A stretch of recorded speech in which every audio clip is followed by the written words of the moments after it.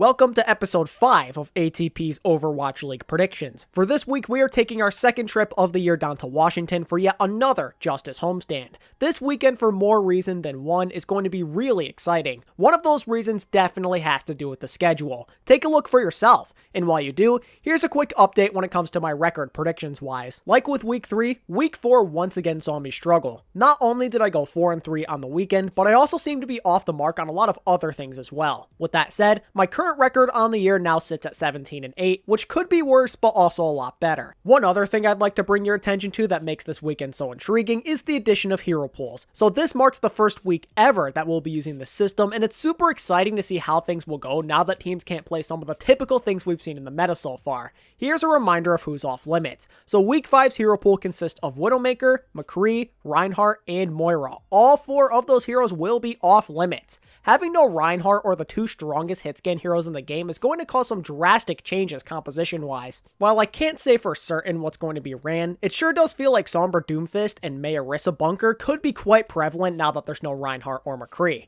Maybe some teams will even try to run Pharah. It almost feels like we're going back to square one. It's like opening week all over again. There's a ton of guesswork that's going to be involved with these predictions, so sorry if any of my reasoning seems a bit lackluster. I really don't know what to expect, but like the rest of you watching this video, I'm very thrilled to find out. Well, that's pretty much everything I had to address here in the intro, so without wasting any more time, let's begin this week's predictions. So to start the weekend, the Toronto Defiant play the Florida Mayhem. Heading into this match, both teams appear to be in quite a rough position. Each of them went 0-2 last weekend and are in dire need of a victory to avoid digging themselves into a giant hole. With both teams in a tough spot and having to adjust to a new meta, there's a possibility this game is pretty close. And with the stakes on the line to avoid a major skid, I feel it's necessary to consider this a key match of the week. From what I've seen so far, it kind of feels like Florida may be in a slightly more favorable position to win since Toronto's coming off a loss to the Outlaws, who up until this point looked like the number 20 team in the league. And Florida, as we all know, demolished Houston back in week 2.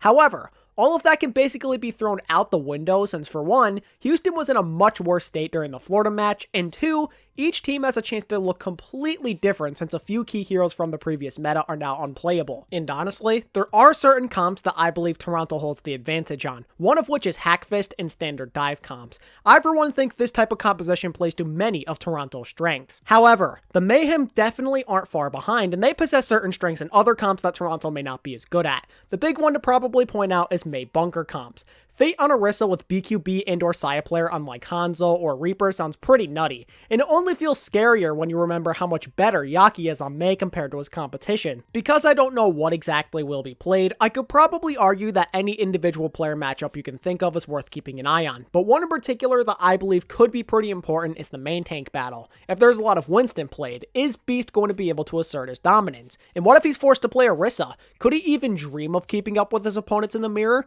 I have this gut feeling that the main tank battle is going to be one of the things that ultimately decides who wins this match. Speaking of winning the match, I'm about ready to choose a winner. In what I think will turn out to be one of the better matches of the week, I have Toronto just barely taking it in a 3-2 victory. The number one factor that makes me lean slightly more towards Toronto is that I think they just have a better ability to execute on more comps. And knowing the Defiant, they may have a few strategies that Florida is unprepared for, and I have my doubts on whether or not they'd be able to adjust in time. Okay, moving on to game number 2, we have the Paris Eternal versus the Houston Outlaws. And all I have to say is that Houston should be thanking the RNG gods that they didn't have to play Paris a week sooner. Although Paris still feels like the stronger team thanks to superior coaching and more star power, I do think there's a chance Houston could win this. Not only are they finally starting to build up their confidence, but there's a possibility we see them play a lot more of what's been working for them so far, which involves things like Blase on Doomfist or Genji, plus Dante on Sombra and Moom on Winston. I can't say for certain since I've never seen Paris consistently run it, but Houston seriously might have the slight edge when it comes to pure dive comps. However, even if Paris aren't as good on dive, there's a good chance they're pretty much better at anything else. Because of this, I'm picking the Eternal to take it 3-1. With how strong Nico has been on the Mei, you'd have to think they'd be better on any sort of Bunker Mei comp. And like I said before, Paris absolutely has the better coaching staff, so they may find ways to neutralize Houston's dive anyway. And who knows, maybe Paris will end up being solid at dive as well. With how impressive they've looked so far, it certainly is in the realm of possibilities. Paris early on has looked like one of the best teams in the league out of everybody we've seen play so far, so I find it hard to believe the Outlaws could win this game, even if the meta is one that favors them more than the previous one. The Outlaws might have won a game finally, but they still have much to prove before they're ready to move on from that cloud of doubt that surrounds them. As we transition over to the final match of the night, the Boston Uprising will try their luck against the Washington Justice. This hero pool thing is kind of weird for both of these guys. Because I'm still not quite sure what they're capable of, I can't really say if the hero pool is going to help or hurt Boston in particular. The Justice, however, I kind of have a better idea. I see it like this. They get nerfed because Corey can't play McCree or Widow, but at the same time, he can still play Hanzo, Reaper, and maybe Tracer. But think about it from a team perspective. Sure, Corey may be a lot less effective, but somebody like Roar, who seems a lot more comfortable when he doesn't have to play a ton of Ryan, gets a buff, and with both Mei and Doomfist still on the table, Stratus should be able to pop off. In a way, this temporary meta change has a neutral effect on the Justice. Your best player may be hurt a little from it, but the rest of your team might be able to play even better.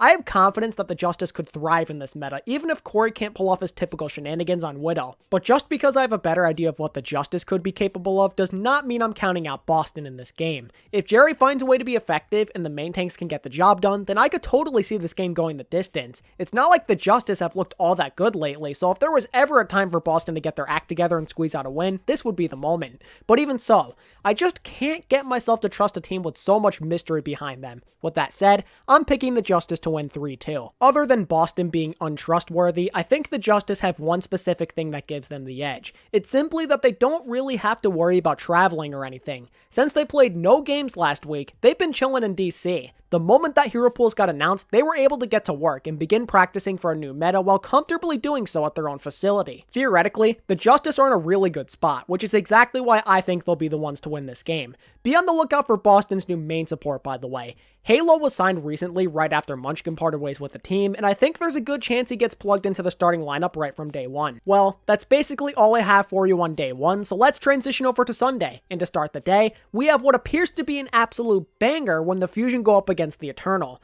These are arguably the two hottest teams in the league, and they're being pitted up against each other. A young and hungry Paris team versus a Fusion team at the top of their game. You already know, guys, this one is definitely a key match. I know some people will make the argument that this game might not be so close now that the meta has changed, but I tend to disagree. On paper, the Fusion should be better since Sato gets to play Winston and Orisa, but I'm not entirely convinced that'll be enough to make them obvious winners. This is a reformed Paris squad. Perhaps they'll be able to whip Benbest and or Nosmite into good enough shape to not fall behind Sato, or perhaps they're going to formulate some other strategy that gives the Fusion some trouble. If not, there's always the chance that Hanbin and or Exi literally just will their team to victory. I talked about why Paris might be successful this week already, so let's focus a bit more on the Fusion. The big question on everybody's mind has to be, how good will Carpe do with no McCree or Widow? I'm sure some people will have their doubts, which is perfectly understandable since those are probably Carpe's two best heroes. But the thing is, Carpe is far too skilled to let something like this get in his way. People often forget that Carpe actually is a flexible player.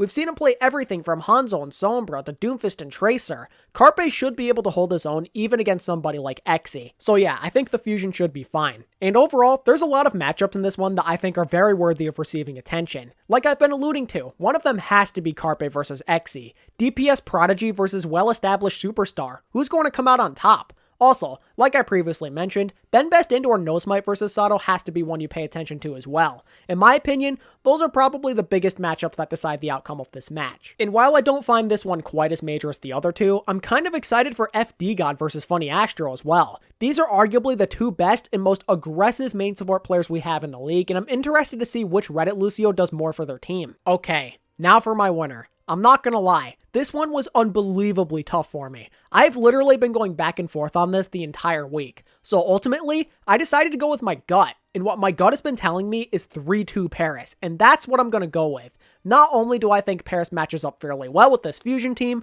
but I honestly do believe the Fusion are overdue for a loss. They've only been tested once really, and that was only because Toronto caught them off guard.